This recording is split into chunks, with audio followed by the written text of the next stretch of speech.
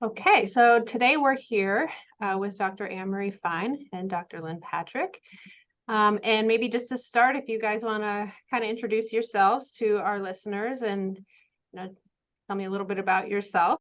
I have been a practicing naturopathic medical doctor for over 20 years, and I got interested in environmental medicine 10 or 15 years ago because I saw how much environmental toxins was playing into my patients' disease processes. And the more I dug, the more I found that I hit pay dirt. This is really the missing link in getting our patients well, is evaluating, assessing, addressing, and detoxifying our patients from these environmental chemicals. So now that's what I do full time. And along with Dr. Patrick, we teach a 1-year course to healthcare providers on becoming an expert in environmental medicine.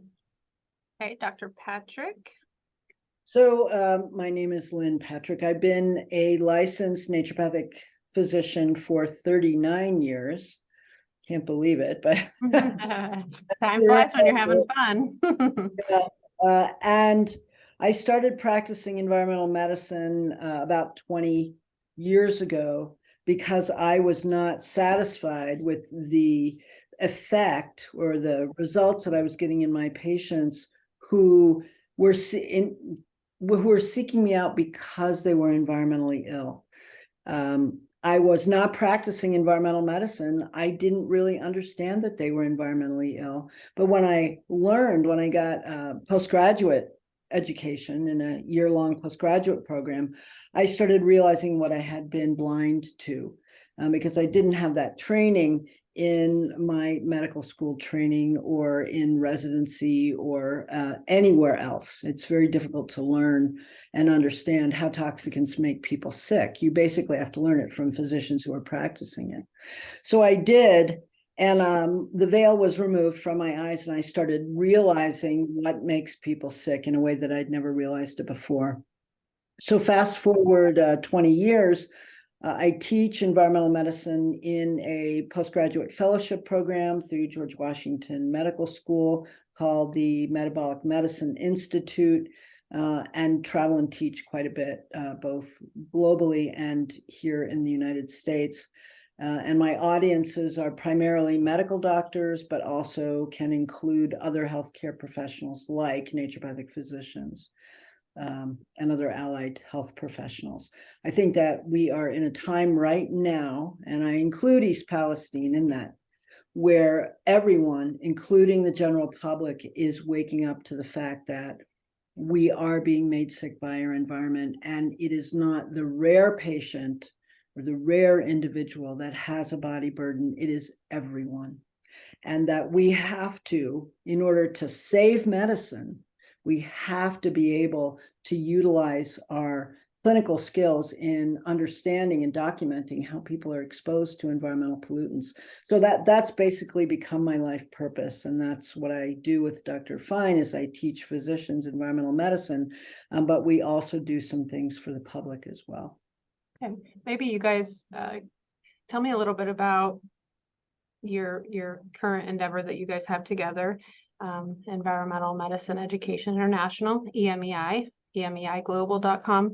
How did that get started? Was it something that kind of came naturally? Was somebody already working on it? You just saw that the need was there? Yeah, this was a program that had actually preceded us for about 20 years. That's how we both learned how to practice environmental medicine. Okay.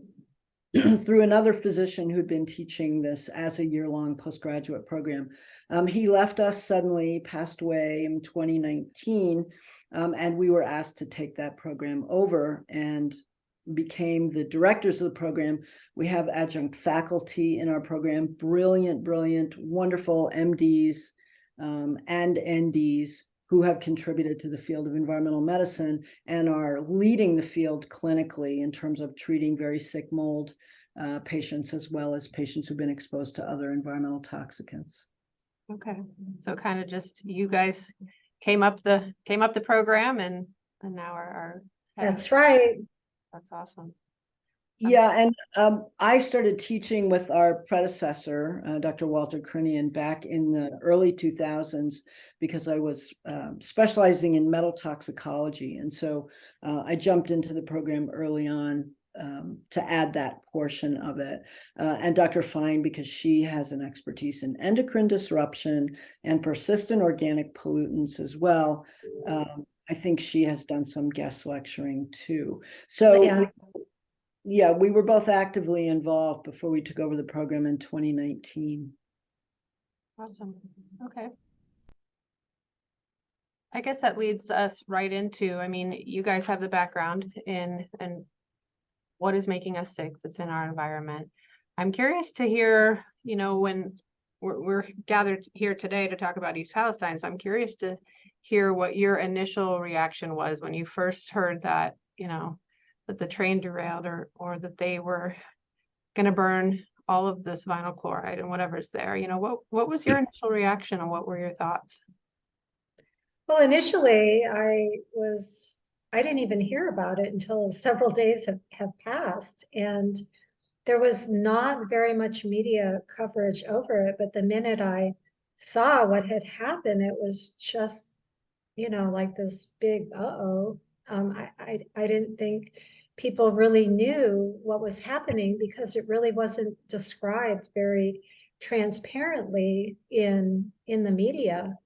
So many chemicals were released and so many carcinogens were released, and people were not given any information about what to do or how much risk they were putting themselves and their families into. So that the most shocking part about it is the fact that it really wasn't covered well, and that the media has not really been informing people on what's going on.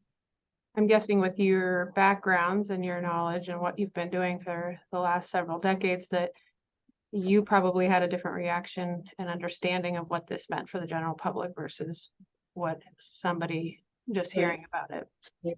Well, we knew, because this is a common problem that has been a common problem ever since human beings started burning garbage, that when you have a municipal waste facility and you're combusting all of your waste, that includes plastic and other chlorinated compounds, so like polyvinyl chloride, that are going to become a very toxic substance called dioxin and difurin. So they're actually two substances very closely related to each other. Now, municipal waste facilities know that this is a problem, and they invest a lot of money into equipment that will filter out those particulates, you know, so they're particles that are produced before they hit the air. Be that as it may, there is still a tremendous amount of pollution that goes on from these sites, these municipal waste incineration sites. And so there is dioxin and difurin in the air. So that was my big conundrum, was nobody's talking about the dioxin. We also know that some of the other chemicals, like butylaldehyde and some of the other very extremely irritating chemicals that were put out into the air, they were also combusted. And when those chemicals are combusted, they form a very hazardous air pollutant called formaldehyde. Formaldehyde has been recognized by the EPA as the #1 most concerning air pollutant, the #1 hazardous air pollutant in our air. And I knew, just because of the combustion chemistry, that these compounds, several of them, were going to form formaldehyde, and that is extremely carcinogenic as well as irritating to the respiratory tract.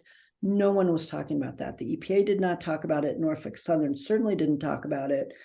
The state of Ohio EPA and Department of Environmental Quality didn't talk about it, and the EPA didn't test for it. It's still not being tested for. If you look on the EPA East Palestine air monitoring site, what you will not see is formaldehyde. So formaldehyde, one of those things that you can just do an air sampling test outdoors? They need to do it indoors? What is your best? Yeah, so formaldehyde is a gas. You'll know formaldehyde because that is one of the hazardous air pollutants that is generated indoors in many American homes from plug-in air fresheners, right? Those are very dangerous because they actually emit formaldehyde. That's been documented. Why they're still in commerce, I have no idea. But so formaldehyde is a big deal indoors as well as outdoors. And yes, it is a gas. It can travel based on the movement of air currents and wind. And it is an air pollutant. So yes, it can be measured in the air. It's not one of those air pollutants that is heavy, so it doesn't really form dust. It isn't found on surfaces like dioxin and difurans are. So it's more of a gaseous, it's something that's always kind of going to be blown around by air currents. Okay. So lots of questions. And also, because we know, Dr. Fine and I are familiar with the historical precedents for this particular type of disaster, meaning the explosion and the formation of dioxin and difuran. We know that there are historical episodes or accidents that have happened.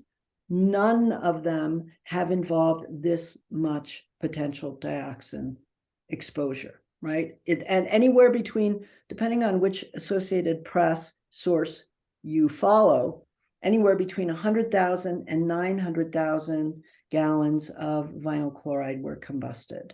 We still can't get the straight story on that. Either way, it's terrible. We believe this might be the largest dioxin disaster in the world. It's possible that that's what this is going to turn into. And we've been looking at the historical other dioxin accidents which were on a much smaller scale. Right. And so there is information, there's health effects of dioxins, there is information out there. And the dioxins are involved in chloracne, which is a particular kind of hard cyst on your face, and hyperpigmentation, and it's a reproductive toxin. It's an endocrine disruptor. It's a very, very potent carcinogen. In one incidence in USHO, it caused sleep disturbances in 52% of people. And then it also is immunosuppressive. So it pushes the immune response towards Th17, which is more of the autoimmune pathway. And then mortality was increased for all cancers looked at, and general fatigue and malaise. And so there's a lot of information about what happened to these people who went through previous episodes of dioxin exposures. There's decades of health data on these people. And by decades, I think we can, conclude that these aren't things you're going to wake up with the next day necessarily, that will transpire and happen over time. So the people maybe that are listening that are thinking, well, I haven't really seen anything and I live, 15 miles away. That's not necessarily to say that you're safe from it, because these are correct. Yes, these are not only long-term carcinogens, but because of the way they're stored in the body, they're what is called lipophilic toxicants, so fat-loving, lipophilic. So they're stored in body fat. And they can be transmitted through breast milk, because that's a fatty organ, the breast, and they can be transmitted intergenerationally to the next generation. We know, Stacy, that there are dioxins in East Palestine because, as a recent article in The Guardian pointed out, sadly, we have to get our news about our own country from another country. A UK publication, The Guardian, was quoting Dr. Linda Birnbaum. Now, Dr. Birnbaum is the former head of the agency in the United States federal government that is in charge of researching the effect of toxicants on health. It's called the National Institute of Environmental Health Sciences. Most Americans have never heard of it, but it's a sub-agency of the National Institutes of Health.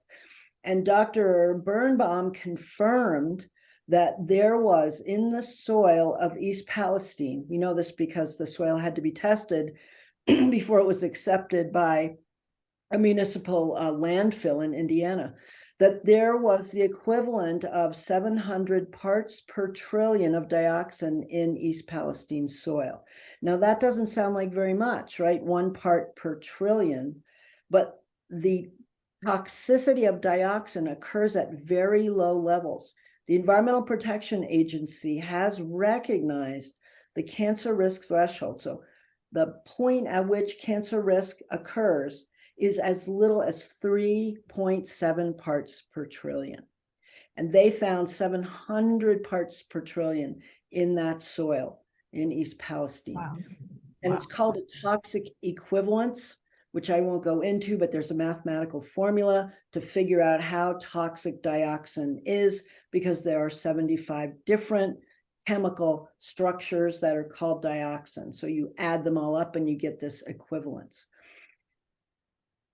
The amount of dioxin that triggers the EPA to go in and initiate a cleanup somehow is 1,000 parts per trillion, which seems to me unbelievable when that agency has recognized that the cancer risk starts at 3.7 parts per trillion in soil.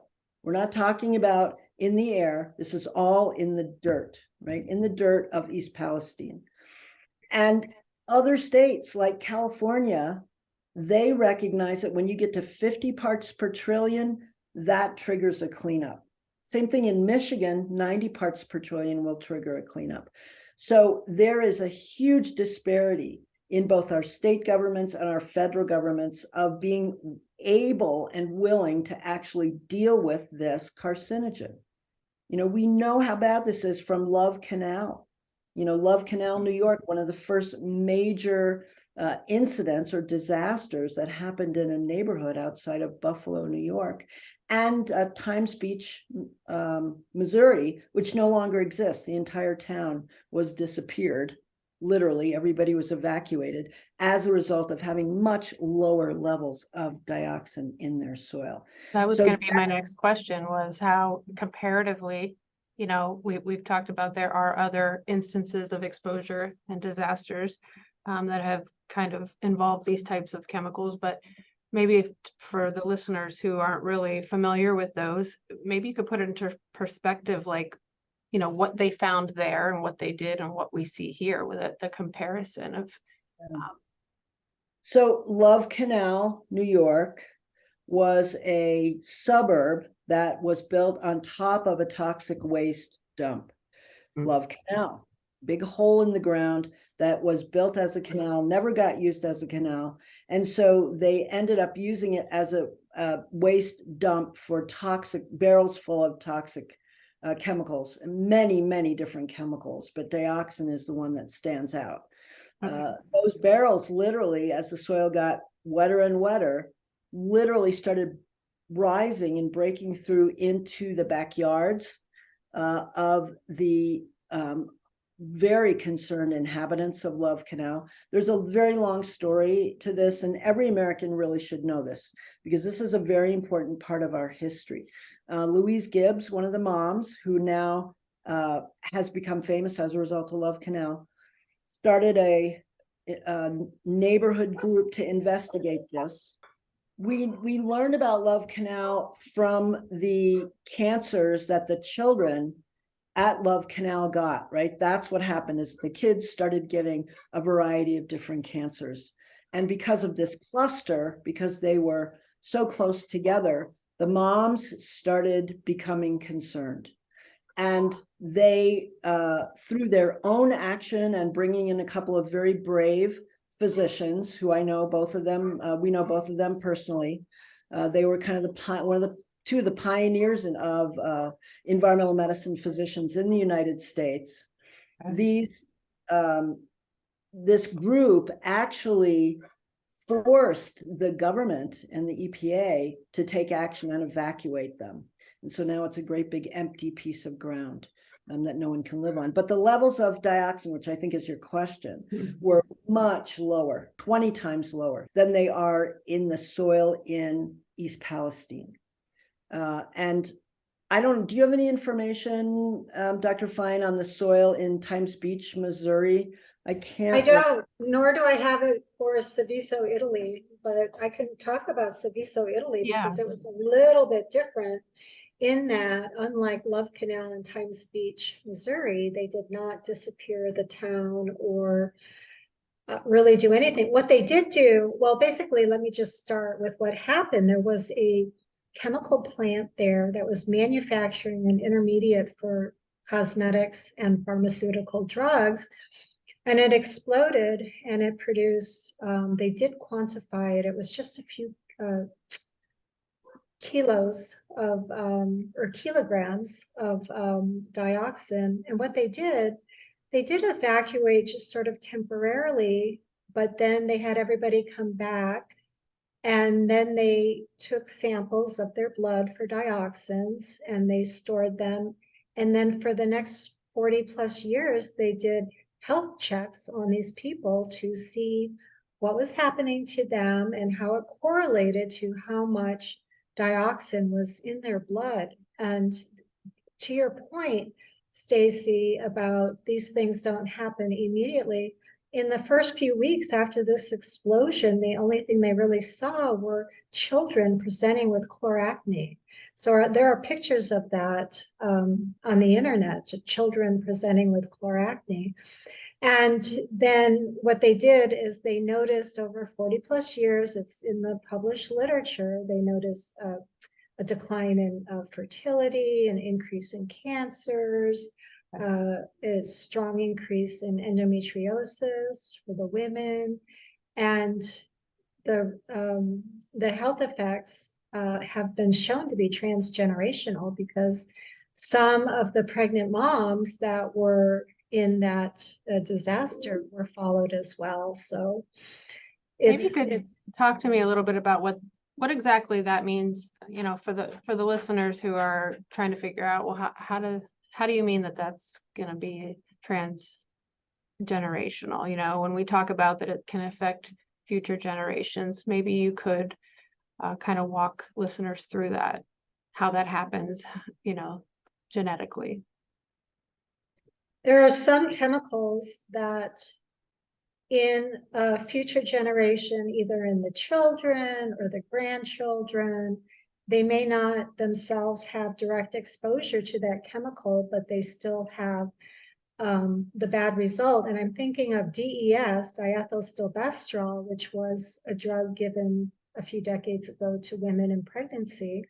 And what they discovered in the children, in the females especially, was a particular kind of cancer. And much to the horror, they found that then when those women who, when they were pregnant, did not take DES, and then they had babies, they found abnormalities in those. So it's called an epigenetic effect. You're transferring some information that is not encoded on the DNA itself, but it's an epigenetic change that does pass down through generations. So it's not so much that they are passing the chemical itself, but that the chemical, they do pass do the both. chemical. In dioxin, there's two ways to do it. You do pass it through breast milk, and a lot of chemicals are passed to the fetus when the mother is pregnant, but that's more of a passing of the chemicals, but also there are epigenetic effects that transcend all of this. So even women who aren't pregnant during exposure can genetically be impacted to where the future children, future pregnancies are affected. Right. Maybe we could talk a little bit, you know, we went through Love Canal, Times Beach, Missouri, Serveso, Italy. There's one more important example of dioxin contamination, and that is the population of Vietnam. So remember, Okay. when the United States went into Vietnam, one of the strategies that they used was a defoliant strategy, where they sprayed hundreds of thousands of gallons of a defoliant called Agent Orange. So it's an herbicide that was contaminated with dioxin. So it wasn't purposefully, dioxin was not used purposefully, but in the manufacture of most chlorinated pesticides, which 2,4-D is a chlorinated, had chlorinated pesticides in with it. It's not itself chlorinated. There was a lot of dioxin. So what they're looking at now, I mean, that was the Vietnam War, so 1960s, right? What they're looking at now is what's happened to that third and fourth generation of children in Vietnam. And what they found is that there's a very significant relationship between levels of dioxins in grandma, in mom, and in the daughter, and insulin resistance and hyperinsulin level, so elevated insulin levels. So we're looking basically at either diabetes or a pre-diabetes situation. This is not unusual for chlorinated pesticides. It's something that I think we have to pay very close attention to because of that, the fact that we have an epidemic of diabetes in the United States right now, and we don't want to do anything to exacerbate that, but also because the people of Vietnam have, they're another Serveso Italy, right? There's a large population there. And of course, there were concentrated areas where they sprayed Agent Orange. And so there are concentrated populations in those areas that the Vietnamese government has been able to follow and to look at the long-term effects of these exposures. And that's one thing that I want to really underline for whoever is listening. In Serveso, in Times Beach, Missouri, and in Love Canal, there were all these reports of birds falling out of the sky, fish dying in the streams, and cattle and horses getting sick and dying. And I want to make it very clear that the reason that people didn't drop dead is because humans have a different physiology than do our smaller animals and also larger domestic animals, a different capacity to handle toxins. And so we would not expect humans to be dropping dead right now. That's not what's going to happen. There's a different set of diseases and conditions that happen with dioxin that are more long-term and that don't happen immediately, with the exception of skin rashes and chloracne, which is exactly what it sounds like, the appearance of pustules on the skin. So, you know, cysts on the skin looking just like acne. That is not acne. It is the deposition or the storage of these toxic chemicals, dioxins and difurans, in the actual skin itself, right? So that is, you know, it is a medical term that's applied to the presentation of dioxin with high exposures. Victor Yushchenko, who was running for the president of Ukraine in 2005, was poisoned with dioxin, a very, very high level of dioxin, nothing like what the people of East Palestine are being exposed to. And he developed this very severe chloracne that took him years to get over. And he did, he lived, which was kind of an interesting experiment in and of itself. But we learned a lot from this individual. He then later went on to become the president of Ukraine. We learned a lot from him about what actually happens. And it is true that there is no immediate lethal reaction to dioxins in humans. Like you know, even in this guy who was virtually poisoned with thousands of times the dioxin exposure.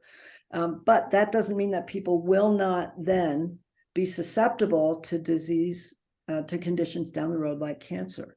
And that's the big concern. You mentioned Vietnam, and is the Agent Orange, I mean, is that similar, or maybe if you could talk to me about that particular chemical, because I thought I read that there was TCDD that was found in the soil when they tested. Is that a similar? So this was a contamination issue. So they didn't set out to poison the Vietnamese people with dioxin. They did knowingly expose them to 2,4-D and 2,4,5-T, which are known herbicides that are toxic, right? So that was the basic ingredient of Agent Orange. Dioxin was a contaminant, right? So dioxin is a byproduct of the combustion of chlorinated compounds, but it's also formed in the production of pesticides. So when you make a pesticide, you will create dioxin as a contaminant. And so this was part of the mix. It was a great big cocktail, right? And it contained dioxins and some difurans. And they found those in the soil testing, correct? Wow. Absolutely, yes. And East Palestine. Yes.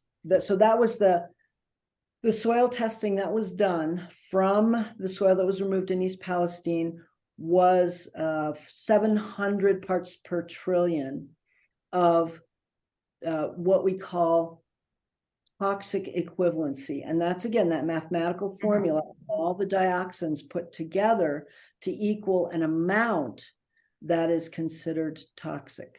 So that 700 parts per trillion is a very high number. And even according to Dr. Birnbaum, who's done research, she used to be an EPA scientist before she became the head of NIEHS. She said that is a very concerning number. It's a very high number. That is something that the population of East Palestine and anyone else who is exposed to this level of dioxin through air, soil, or water should be concerned about. She was very clear about that. I do have some information on Serveso, Italy. The median lipid-adjusted TCDD concentration in blood samples from 1976 ranged from 2.5 to 56,000 parts per trillion. Wow. And that was, again, by way of comparison, that was a smaller kind of accident. And what they're saying is there was actually 1 kilogram of dioxin that was 2.2 pounds as compared to potentially at the max 900,000 gallons. Well, the 900,000 gallons were vinyl chloride, and so how much dioxin did that turn into? Right. We don't know. We don't know. It's unknown. That's an unknown number. That's unknown. It's a scary unknown number, though. I mean, because we know how much that is. I mean, well, it's because it was combusted. They didn't use an accelerant. They didn't put a lot of oxygen into that fire to completely combust the vinyl chloride. And it's the complete combustion products are not just dioxin and some difurans, but some gases that are extremely toxic, including hydrogen chloride gas. So it's a cocktail, it's a mix. Right. But I think the real proof is the soil levels. We know that dioxin's a little bit heavier. It precipitates down into the soil. It can contaminate water. I have not seen any water testing from the tributaries that lead into the Ohio River. That needs to be done, absolutely. And the soil needs to be tested in concentric areas as far out from the actual town of East Palestine as you need to go before you don't find any dioxin. And that's what needs to happen now.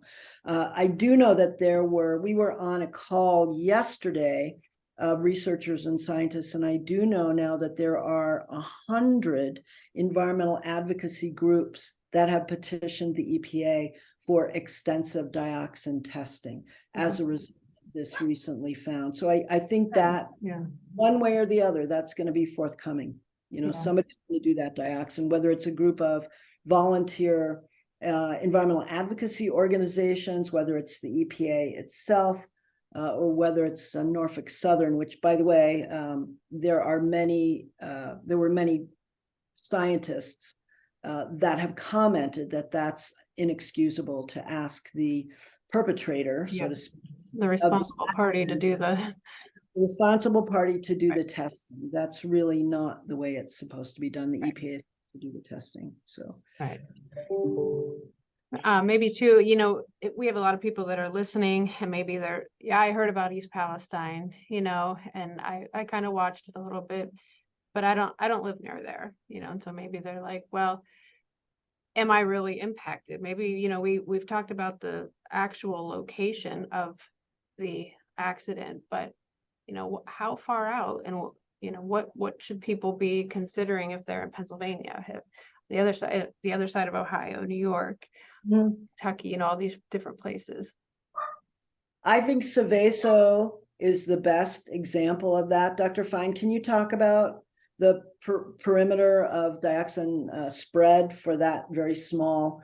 Yeah, so for that small disaster, that chemical explosion, they actually looked at concentric circles of exposure. And so for 1 kilogram of dioxin, basically they found, I think it was 8 square miles was the epicenter of dioxin spill from that chemical disaster. And so what they did is in their testing, they made 3 zones and they looked at a smaller, tighter circle around the factory. And it did correlate to severity of symptoms in the people. But listen to this, not always, because there's individual susceptibility to, and also how old was the person? Was it a fetus? Was it a child? Was it an adult? And they found the greater, so they found by making, essentially they had 3 zones, but the first 2 were really the epicenter.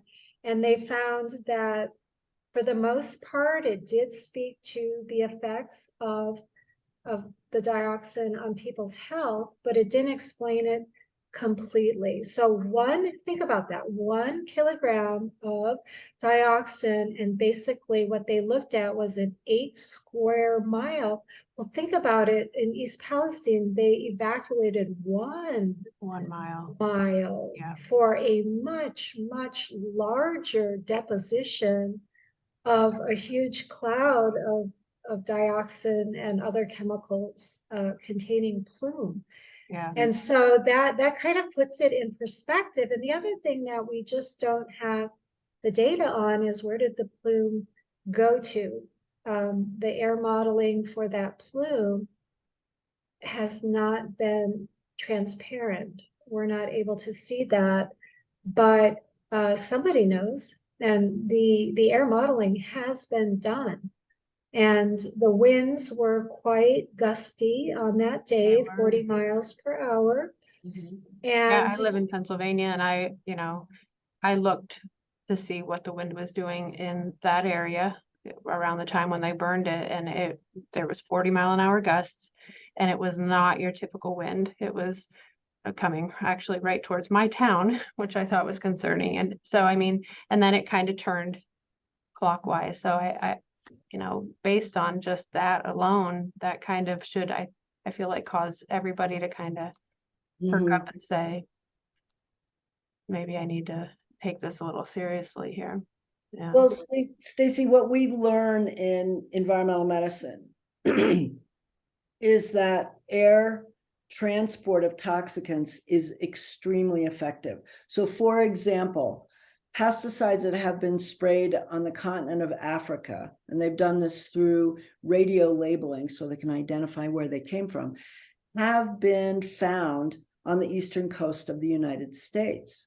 So, there's no invisible barrier between states or continents or countries.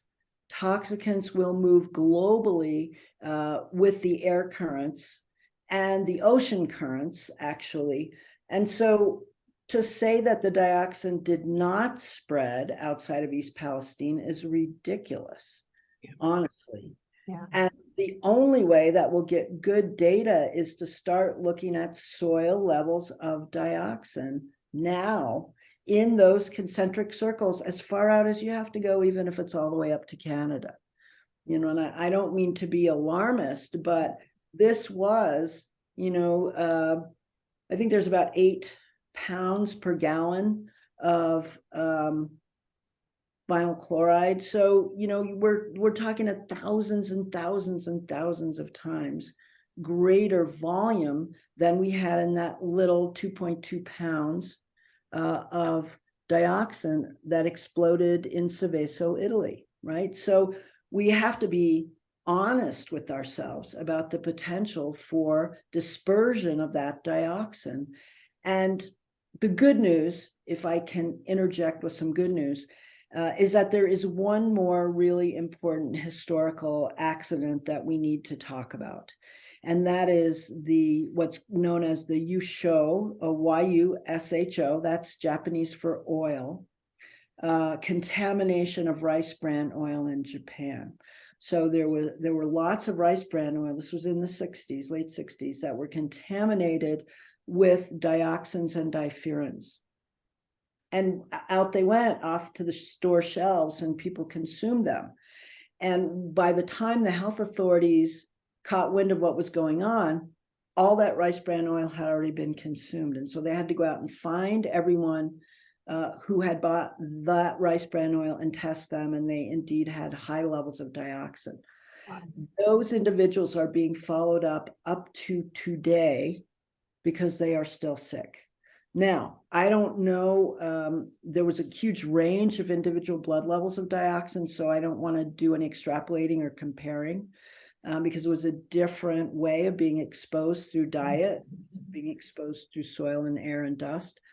But the Japanese have been very actively working at trying to figure out, are there any interventions that will work for this problem? And they have found some. Now, I'm not going to go into great detail because they are, that would be another hour, but they're plant compounds. You know, plant compounds, otherwise known as herbs, are used very commonly in Japan as medicine. They're sold in the drugstores. They're over the counter, right? Mm-hmm. So the Japanese, I do several lectures on this. The Japanese have literally looked at everything from cholestyramine and olestra and chlorophyll and other interventions to try to lower levels of dioxins in the body. And they found that these plant compounds, because of their biochemical effects, are more effective at decreasing the symptomology from this contamination. So we know a lot about dioxin. It's really a lie to say that we have no idea, you know, what this pollutant does. We have no idea how to deal with it. We know a tremendous amount. But because of the political nature of pollution in the United States and the liability involved, there has been kind of a silencing around this. Dr. Birnbaum, you know, as head of the NIEHS, did a lot to bring this issue to light. And I think East Palestine finally, and I am not happy about this at all, but East Palestine is going to bring this entire issue of dioxin to light because the majority of Americans have dioxins already in their bodies. You know, that was another question I had, is the dioxin load. I imagine, you know, whether it's viral load, dioxin load, we're all different people. We're all have different exposures already. So maybe talk to me a little bit about the dioxin load and what that means, and who are people that you typically would see who have a higher dioxin load than others? Where would they have that exposure outside of an East Palestine type of situation? Well, let me clarify that the Environmental Protection Agency and the CDC and the NIH, everybody agrees on the science that the majority of exposures that most Americans have are from our diet. And that is because this toxin bioaccumulates. And what that means is you have more in your body when you die than you did when you were born. A baby chick has less in its body when it's born than it will when it is an older chicken, right? And I'm talking about chicken specifically because we eat it, right? So same goes for pork and sheep and cows, right? So that phenomenon, which is not just related to dioxin, it happens with many toxicants, ensures that, well, it's just a result of the reality, the fact that these toxicants are hard to get rid of. So because there are more dioxins in mammals that have a lot of fat, and we eat those mammals, we do take those dioxins into our body and we do store those dioxins. So, and you know, disclaimer, I'm not a vegan. I don't advocate for vegan diets, but high dairy and high meat diets do increase dioxin risk for dioxin exposure. I'm not saying they're unhealthy. I'm just saying that's the reality of where most of our dioxin exposure comes from. But if you're looking at where the livestock is, where the chickens are, where the Right, the meat exposure is coming from somewhere, correct? Paper grass. or So that's the problem, is that we're talking about soil for a very specific reason. Dioxins concentrate in soil. They also concentrate in cattle feed. So it's not the only place you're going to get it is grass-fed beef. And I am a very strong advocate for people eating grass-fed beef because it's actually a pretty healthy food. But in areas where there are high levels of dioxin in the soil, that dioxin will translate into stored dioxin in the meat and the fat of the cows, right? It's not just in the fat, it also gets concentrated in the muscle and in the organs. So this is which we eat. Yeah. So this is why the agronomist, I'm not going to remember his name, but he's been quoted many times in the press saying it is extremely important that farmers are able to test their soil for dioxin and that we have very good information about dioxin levels in the soil. And I actually saw, I bet you did too, there was a recent meeting of farmers around East Palestine with their ag agencies, you know, the local ag colleges and the local ag agencies saying, we need this now, you know, we need to be able to test our soil. Right now it's, I Right mean, now. it's spring, you know, we're coming on the end of March. This is where, I mean, the farmers need to, they start getting everything ready. So, I mean, this is something that is probably new ground for a lot of them. You know, maybe we could talk a little bit about that, like, you know, whether it's a farmer who is concerned and he or she is having issues trying to get somebody to test their soil, or a consumer who's worried about planting a garden. You know, what's your advice, or what kind of guidance do you have for people like that they're just not sure what to do now or how to? What I know is that most universities that have ag departments or chemistry departments have the capacity to do soil testing. So I'm in Southwest Colorado. I have a big garden. I have done soil testing through our local extension of the CU, Colorado University, which has a big ag department, and you have to pay for it. That's the issue, right? Is they don't have funding to do this for free. So I've had to pay for it. It wasn't a lot of money to actually look for toxic metals in my soil because of where I live. I live just north of one of the biggest coal-fired power plants in the United States. So we were all very concerned about, you know, do those metals accumulate in the soil? So I think that contacting your local extension agent who will have a connection with the department in the local college that does the soil testing is probably the easiest way to get that connection, because the extension agent is going to be the one who knows who to talk to about the testing. I'm guessing go ahead, Dr. Fine. Yeah, I was just going to say, in terms of backyard gardening, I mean, I would be inclined, if there were questions, to really look more seriously at the hydroponic greenery trees, or whatever you want to call them, that seem to be proliferating, because then you don't even worry about the soil and they grow pretty well. So that would be one, because I think it's important to be able to grow your own food and have some home Yeah. grown food for you to eat. And so Yeah. I would think that for people who are unsure, or they're waiting for more data to come out, or they're waiting for the soils to be tested, I think the hydroponics might be something that It's a would good work, point. at least in the short term, until they know for Until they sure. figure out what, I If mean, they can go back into their soil. yeah. And right now, I think, I mean, if they're not testing and there is a possible exposure, you know, and farmers, you know, they fire up their tractors and then they get out there and they're moving dirt, they're moving the soil. If it's contaminated, then if I'm correct, it's airborne, right? And so then it's able to be moved. Right. Dust can be carried by different wind currents for hundreds of miles. I mean, that's just science that's been documented. So that is a concern for sure. And the little segment of the meeting that I saw, these farmers were extremely concerned. You know, and I think most farmers, they absolutely want to know whether there are poisons in their soil or not. Right, yeah.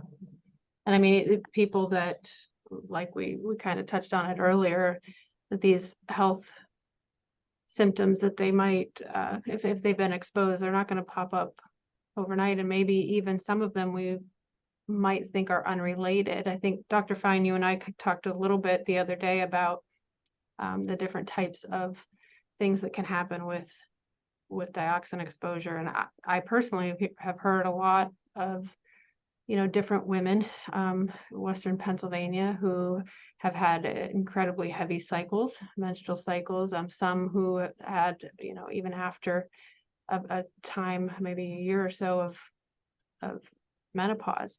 And so we were talking, and you said you had some good information about the dioxin being endocrine disruptor. Mm-hmm.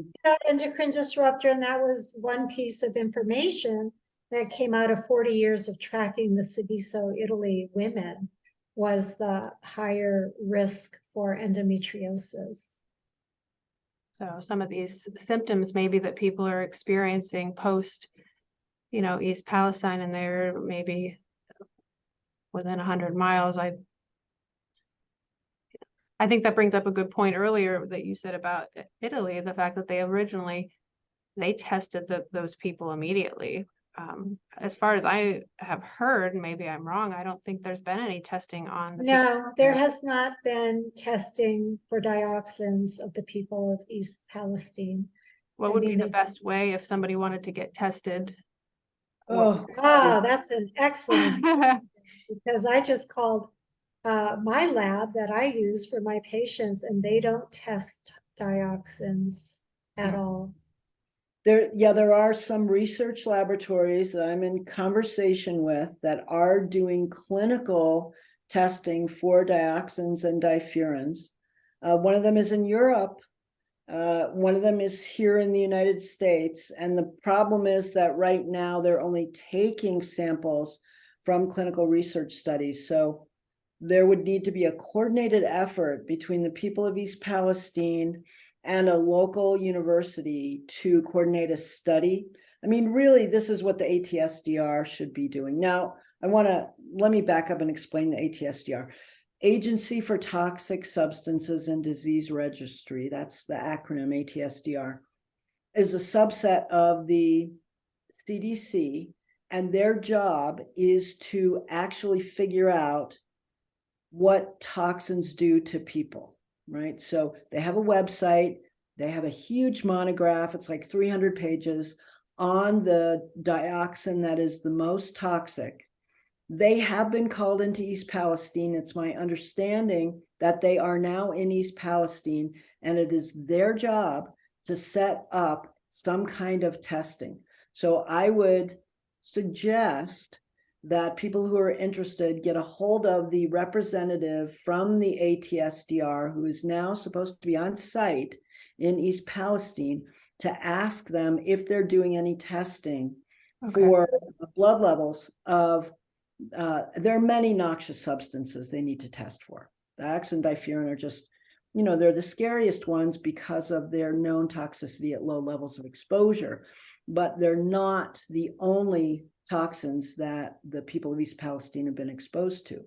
And so what they should be doing is they should be on site doing a study. Whether they are or not, I have no idea. I have had personal experience with the ATSDR in a little incident in my town. And I can tell you they were only there to show up, right? They didn't do anything. But I think they need to be contacted personally, and they need to be able to respond to the residents' inquiries about, what do we do if we want to get our blood tested? And I would be specific for 2378 TCDD. 2378 TCDD is the acronym for the dioxin that is the most toxic and the most concerning. And that's the one I would want to be tested for if I thought I had dioxin exposure. There are 75 of them. Can't test for all 75. Too expensive. Nobody does that. But that would be the one that would be most worthwhile testing for if you feel. Yeah. Yes, absolutely. And that's not something people can just go to their PCP and get a urine sample or even It's a a hair blood. sample. It's a blood test. Got to be Okay. blood. Can't be urine. But no, that will not happen. It's got to be through some. a research Okay. project. Yeah. Okay. What do you say to people, that they're trying to figure out where they go from here? They're worried that they've been exposed, or they know they've been exposed based on proximity to the site. They're going to try and get their soil tested. Maybe they can, maybe they can't. They're going to try and get their blood tested. Maybe they can or they can't. What's the next steps?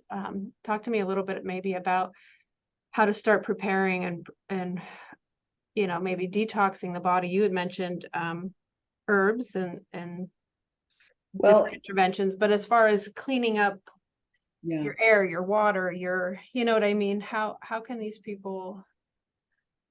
So I think it's recognition of the fact that these toxic, people admittedly were very concerned about going inside their homes and saying that the inside of their homes had noxious odors and noxious fumes.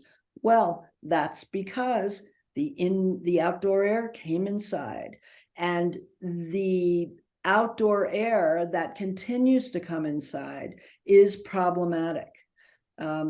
There are very good air filtration systems that are proven to be able to take dioxin, difurin, some of the, formaldehyde, for instance, a very noxious chemical, and some of the other aldehydes that were in the original accident, that were in the rail cars, and some of the combustion products, and to take them out of the air through something as simple as a type of activated charcoal filtration system that other things have been added into, like potassium iodide or permanganate or something.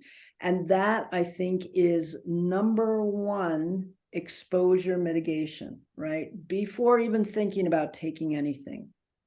That is crucial, and that's number one. Exposure of where it's coming from. Well, because indoor dust is a problematic exposure source. We know this. I just do not buy that the indoor air is clean. Sure. Sorry. Okay. Because they didn't do dust sampling. They didn't do dust wipes, right? That's a standard toxicologic industrial hygiene way to measure molds and mycotoxins and dioxins. They didn't do that. They had Suma canisters, which is a big canister. You just kind of leave open, the air comes in, you put the lid on it. That's great for an environmental advocacy group like I was part of that did air monitoring outside of a gas and oil facility that was next door to a school. But it does not at all pass muster for the inside of homes in which the dust has become a source of exposure for dioxin. And it's not a one-time only thing, right? I mean, like people are gonna say, well, if you go back into your house after we were evacuated, well, I dusted my house. Well, if it's in the soil, you're gonna continually have dust Right. suspended into the air. Yeah, the EPA has been very clear about this. People have to take their shoes off outside the house if they don't want pesticides in their carpet. They don't want their kids crawling around in pesticides. Same thing applies for dioxin, right? Take your shoes off outside the house. You don't want to track anything from outside in.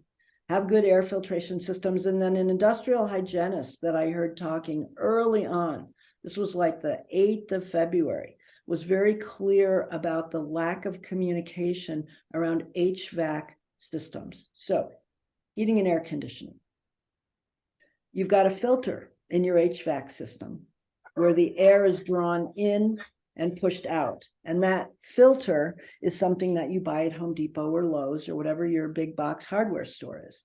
And there are different levels of filters called MERV, M-E-R-V, that go from as low as, I can't remember, the lowest one is like a 5 or 6, up to the 20s. And right around 16 or 17 is where your filtration system can really start capturing a lot of gases. And these are gases that we're concerned about. And so the HVAC filter that's in your system right now, if you live in East Palestine, if it hasn't been changed out, it's got a lot of toxic material in it. It needs to be taken out immediately. If you want to save it for further, legal issues or something, go ahead and get it bagged up and get it out of the house. But new high level MERV filters have to be put in, like 16 or 17. That's kind of what we tell people. I mean, some people, unfortunately, based on the type of, HVAC system that they have, maybe they try and put a MERV, a higher MERV in, but they can't. It maxes out their system or something. And that's when we would suggest, hey, the Austin air filters, for example, can get you there as a portable addition. And that's where a portable air filtration system comes in really, really, it's kind of crucial. So this is, as an environmental medicine doctor, what we tell our patients. And Dr. Fine just mentioned this the other day. Was it the World Health Organization that said that only 1% of the world's air is? Oh, yeah. Less than 1% of global land meets the World Health Organization specifications for clean air, which they define as PM 2.5. Well, that's what. Yeah. So particulate matter less than 2.5 microns. It just means really small, tiny stuff floating around in the air. So we advocate for air filtration for everyone. So it's not just people who live in cities, because people who live in country have to deal with pesticides, right? That do become airborne and can move inside from the outside on air currents. I live down the alley from a farmer who sprays his hay on a regular basis. Not, too bad, but enough that that's something that I need as well, right? And in this situation, it should be public health advocacy priority number one, that everyone has a portable air filter that is high-end, high quality, that's been shown to be effective in medical research studies and published in the medical literature. Not something you can get on Amazon for $99. Those do nothing. They're absolutely effective.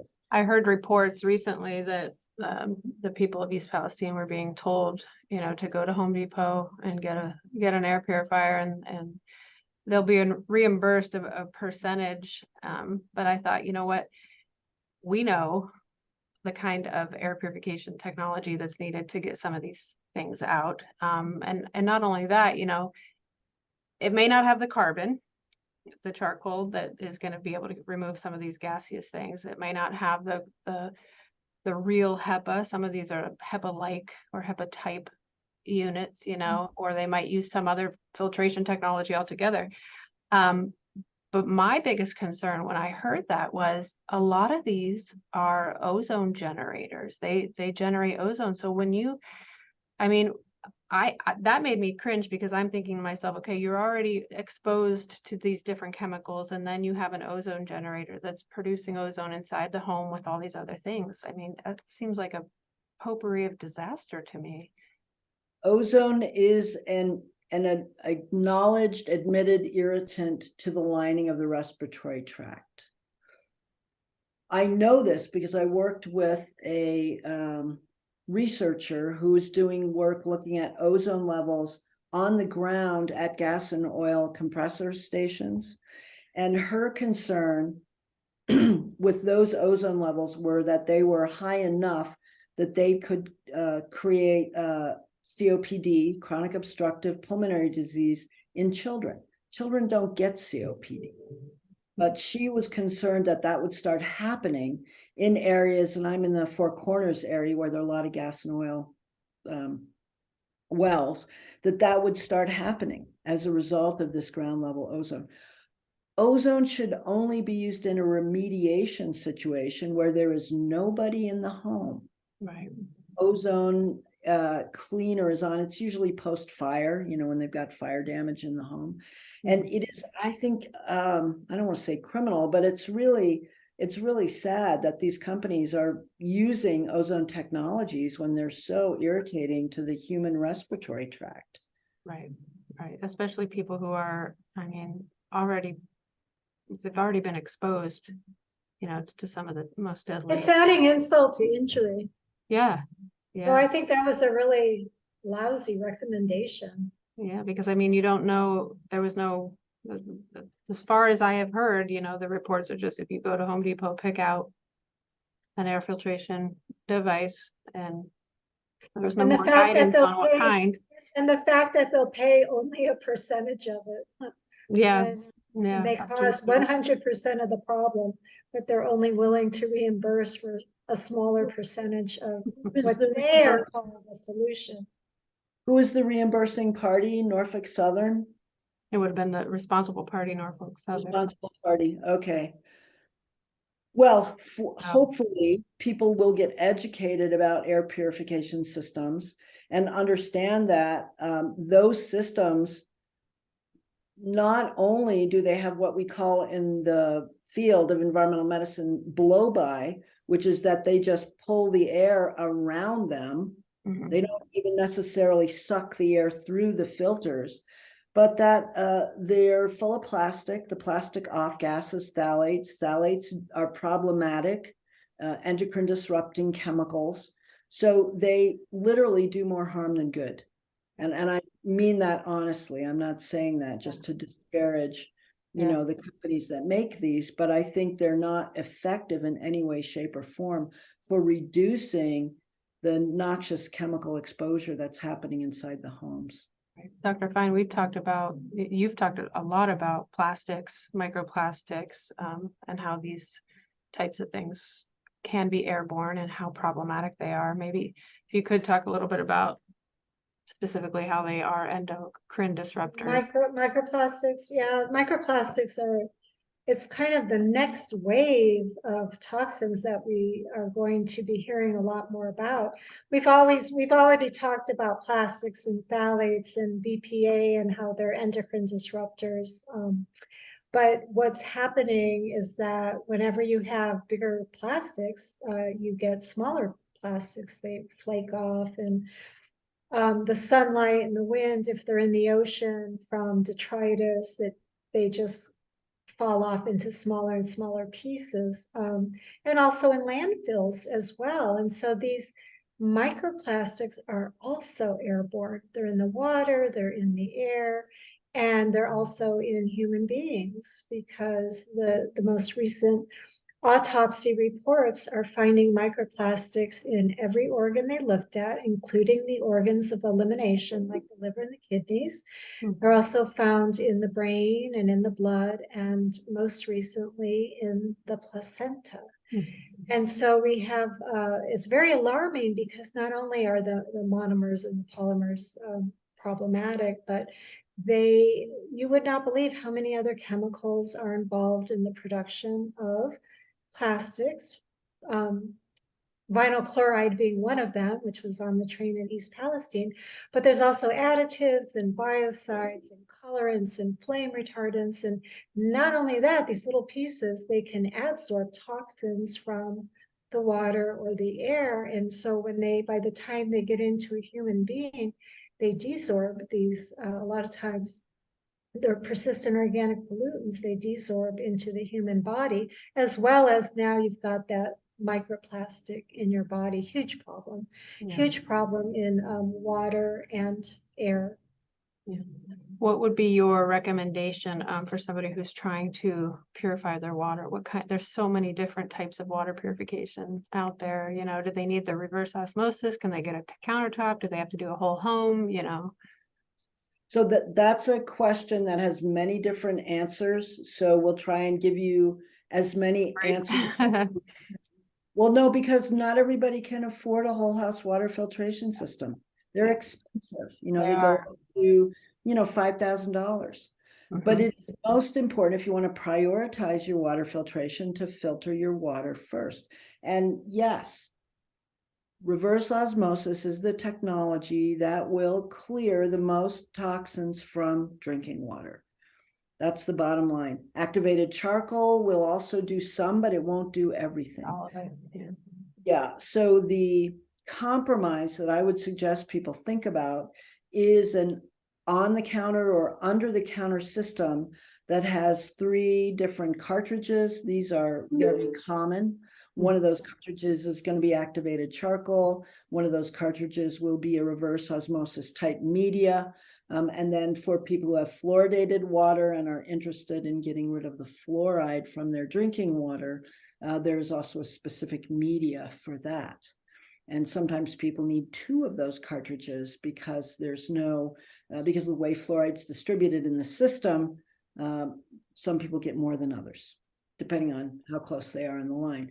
So there are many different manufacturers of water filtration systems. We were just talking about this on our doctor call the other night.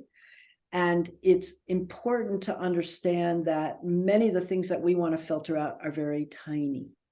We measure particles in things called microns, right? And so what we're looking for is something that will filter out down to less than a micron, less than 100th of a micron, less than 1,000th of a micron, right? So your water filtration company needs to have data that shows how low they will filter, and that they do filter out metals and pesticides, and that they filter out solvents. That's very important because many of these chemicals that were involved in the East Palestine tragedy, I want to call it incident, those chemicals are solvent-like, right? They're gaseous, so they become airborne. So I think that at least to have a drinking water filtration system, because that's where we're exposed to the most water. We're also exposed to toxicants in shower water and bath water. The EPA is very clear about this, particularly when the water is hot.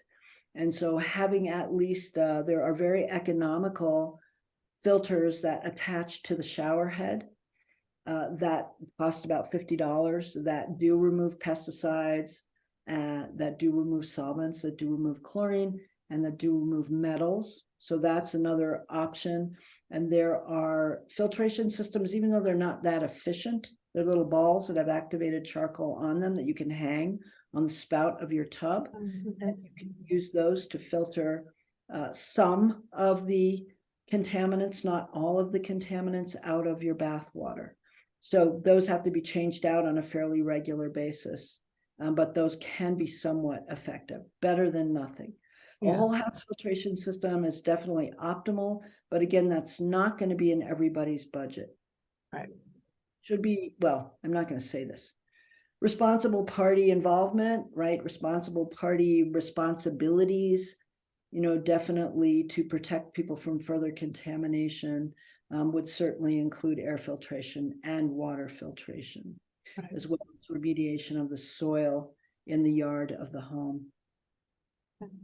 And Dr. Fine, you were telling me the other day about a a protocol, a program that you're putting together for consumers. Did you want to talk a little bit about that, or what people can expect coming up? Oh, sure. The program is going to be for consumers at home. Really, it was the East Palestine disaster that made me think about it, because nobody really knows what to do at all. They have no idea, and they're not getting clear guidance from the government or anyone else.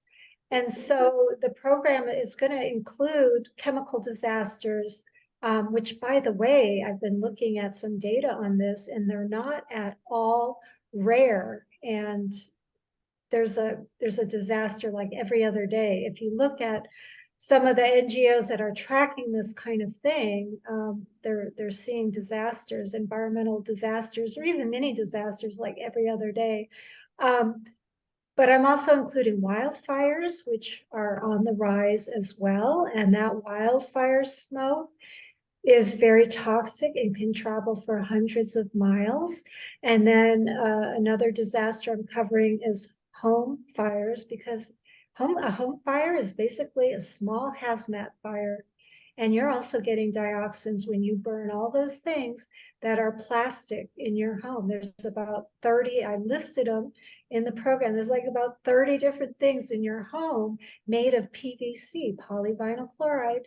And when it burns, you're also going to get some dioxin, as well as other things. So I talk about that as well. And I wanted to create something for people to have ahead of time, so they can start stocking up on the MERV 16 or 17 filters. You may need a box or two of them. If you're in a wildfire, you may need to change them every other day for a while. And I just want people to be able to prepare at home and to have some knowledge about what can be effective for protection and these kinds of things. They're not going away, the wildfires, the house fires, the chemical disasters. And so I want people to be prepared. It's been heartbreaking to hear from these people and to see what kind of advice they're being given. And, people don't really know. So, we want to educate people. Will this be an online program that people can? It will be an online program. It will be on our emeiglobal.com platform, which is the platform Dr. Patrick and I use to teach physicians and other healthcare providers, but it will be aimed at the consumer, but it'll be on the same platform. So people can maybe just check your website periodically or check your social media pages. Yes, When it's ready. Definitely.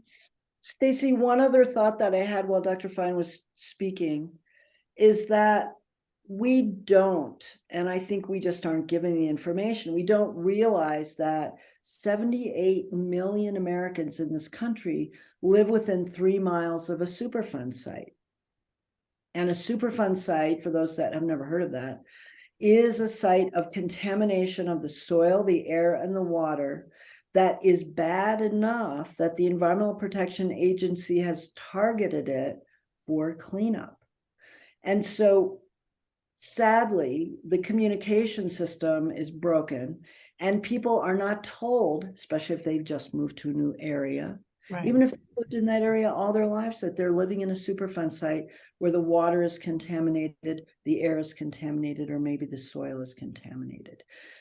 You can find out. There are methods for actually going online and finding out if you live in a Superfund site. So I don't know, Dr. Fine, if that's, in the correct. It is included. I added the information on how to find out if you're living in a Superfund site and what to do if you are. That's it's not like an acute disaster. It's really more like a chronic disaster. You're living in a pollution area. So, but I mean, goodness, if less than 1% of the air that we were talking about earlier, and that many people are living near that close proximity to a Superfund site, I mean, is there really anybody who things are moving in a bad direction in terms of environmental toxins? And years ago, even even 5 or 10 years ago, we used to think, you know what, India, it's really polluted there. China, it's really polluted there.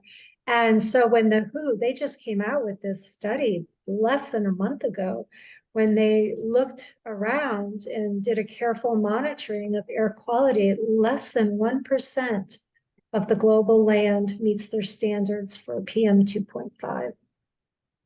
And we know the data is clear on the catastrophic, health ramifications that can be from too much. That's I mean, that's the size that gets into your lungs. right. And can end up in your brain. Let's not forget that part. Yeah. But yeah, there's a whole new field of cardiology called environmental cardiology. That's a real field. Looking at the effect of air pollution on cardiovascular disease, risk for stroke, and risk for heart attack, and risk for death from either one of those, extremely elevated in places where the PM 2.5 particle count is higher, urban areas. We've participated in a clinical trial. Austin Air has, and we did see that the direct correlation between cardiac health and air pollution. So yeah, we do know that that's true.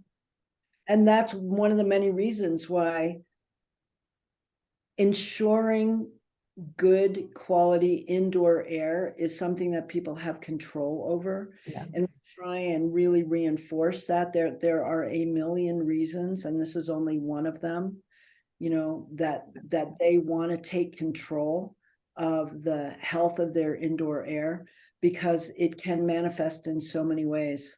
Yeah. And when we're talking about the things that we can control, I mean, we can control the plug-in air fresheners. We can control what kind of cleaners we use when we're trying to clean things up. Sometimes we're making it so much worse by what we're using to quote clean. Right. Yeah. Absolutely. Well, I'm so happy that you guys came on, and I think this is a great conversation, just packed full of information for people who have been asking these very questions and probably not finding good answers. So I'm super grateful that you guys came on today. Is there anything that, we didn't talk about that you really think that the listeners maybe should know about, or encouragement from you guys? One thing I'll say, because we had this conversation with our physicians recently, and so it's really kind of stuck in my brain. There's a make-it-yourself air filter called the Corsi-Rosenthal box filter system. Now, this is, there's a million YouTubes on how to make this. It looks really nice and easy and cheap. And there is the original idea of the Corsi-Rosenthal box filter was that it would stop the spread of SARS-CoV-2 in schools. So it was a big project, getting kids to make these filters. It's not clear to me that there was any evidence that actually happened, that they were actually effective at stopping the spread of a very small particle called a viron, a virus. Viruses are very small, and, less than 2.5. And so I think the problem with the Corsi-Rosenthal box filters is that the level of particulate and the type of particulate that we're trying to filter out, which are gases and dioxins, I have not seen any evidence that the Corsi-Rosenthal box filter actually is effective at filtering those out. So if you see a box filter YouTube, it looks great. You just buy these MERV filters that we've been talking about. You tape them together with duct tape, and you put a box fan in the middle. They may not do the job. I have not seen any published data in the medical literature looking at their ability to decrease air levels. Have you, Stacy, air levels of formaldehyde, air levels of dioxin, difurans, air levels of any of the particulates that may have resulted from? And it doesn't seem like it would, that it would be sturdy enough. I mean, because the Austin Air units are a solid steel body machine. So it doesn't have the cracking. right, Right. Drag them around your house for 50 years and they don't break, right? right. And so I feel like maybe there, the potential for leaking there would be a little bit. I Right. mean, you know, you see these do-it-yourself things and it's people trying to do the best that they can, but I think, you know, there's so much, you know, on the internet out there, and not all of it is as it is portrayed. You know, some of these do-it-yourself things, especially when Right. we're talking about something so serious as dioxin, you know, I mean, there's just so much information that is a lot of times not completely accurate, or maybe it would be okay for a situation that's not so catastrophic. Right. But we're Right. talking about something Yes. very serious here. Better than nothing in a situation where you have no alternative and you're really looking at, you know, something much less serious than this type of incident, you know, where you're just talking about basically you live in the suburbs and you want to, you know, do something for your asthmatic child. I'm not saying I even think that would work, but you know, in that situation, it may be helpful, it may not be helpful. In this situation, I'm really concerned about people believing that it may be helpful when it's absolutely not helpful. And then putting themselves in danger because of it. Yeah. Right, exactly. There's a lot of do-it-yourself ideas out there, but you know, have you heard of, I think Dr. Fine, I mentioned it to you at one point, the baking soda? Yeah, I mean, baking soda, what were they doing? Putting it in a bath and calling it a detox, or? and ingesting it because it was supposedly to neutralize. What are your thoughts on that? Well, there's, When it comes to dioxin, I feel, I mean, no, completely inadequate. There is And there's, there is no way on this planet that baking soda has any effect on fat-loving persistent pollutants. Sorry. which is where dioxin and these types of things Yeah. are going to accumulate, right, in the fatty tissue. Right, right. So it might be a better than something better to get rid of dioxin if you feel like you're exposed. Maybe would be a sauna, something that would. So here's the problem. I have to be very clear about this. Dioxin is a toxicant that changes the way the skin works, changes the way the skin cells work. I would love to tell you that sauna does increase the excretion of dioxin, but there's no evidence for that. Nobody's ever done a study. And because of the effect that dioxin has on the skin, I cannot promise you that a sauna would do anything. For dioxin is a very, very specific kind of toxin. Different kind of animal, yeah. And we have to be very careful when we prescribe cures or solutions for these toxicant exposures, when really what we have to be doing is really putting our emphasis on exposure prevention, otherwise known as avoidance. Right. That's what we really need to look is, you know, avoiding re-exposure, both from soil, from air, and from water. That's, I think, going to make much more of a difference than the 5 million things that people are being told will cure their dioxin poisoning, which is very unfortunate that that's out there. Yeah, I know. You did mention some of the interventions that you have researched, different herbs and plant compounds. Is there some place that somebody could go? Do you have a protocol or a website or anything? Because of this tendency for Americans, the internet, the media in general, to grab onto, misinterpret, and miscommunicate this information, I'm extremely hesitant to relay what is already published in the medical literature. Okay. Medical literature, you know, this is open source information. People can go look it up. Okay. But because I think it will be misconstrued, I think it has to be done much more carefully. And I really mean that. I don't think taking vitamin C will be hurtful, but I can't promise that it will prevent any of the damage from the dioxin exposure. So I think we really have, you know, like I struggle with this, Stacy, because I have seen that information. I do think the Japanese research is very helpful and very important, but that's a different culture. Yeah. You know, it's a different, Japanese people are different than Americans are in how we detoxify, honestly. Yeah. And I know not everybody in Japan is Japanese, but in general, 99% of the Yusho patients were Japanese. And so I think we have to really think carefully about this before we do any kind of intervention. You know, we may touch on that in the consumer class, but we'll be very careful about how we do that. Okay. So people can just watch your website, watch your social channels to see what's coming up and. Yeah. Okay. Yes. Well, thank you guys. I appreciate the Oh, time. you're Tons of very information here for people. And I guess if you want to just give your website one more time for the listeners. It's It's- EMEI. So the letter E, the letter M, the letter E, the letter I, global.com. Okay. And we'll put a link to it in the description of the podcast too. Okay.